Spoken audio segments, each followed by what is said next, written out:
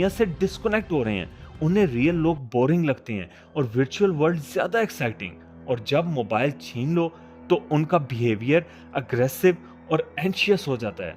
ये सिर्फ उनके टाइम का नहीं, उनके फ्यूचर का भी दुश्मन है।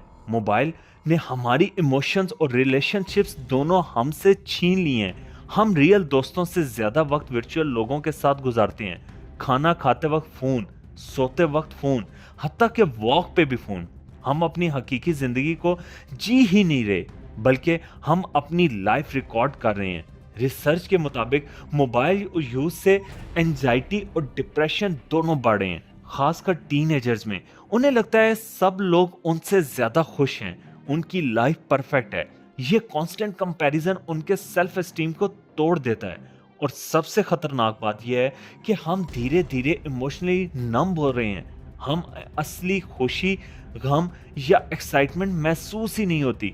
मोबाइल एडिक्शन सिर्फ दिन तक सीमित नहीं, रात को भी हमारा दुश्मन है। स्क्रीन लाइट हमारे ब्रेन को कंफ्यूज करती है और वो समझता है कि अभी दिन है। इस वजह से हमारी नींद खराब होती है, हम थके हुए रहते हैं और प्रोडक्टिविटी जीरो हो जाती है।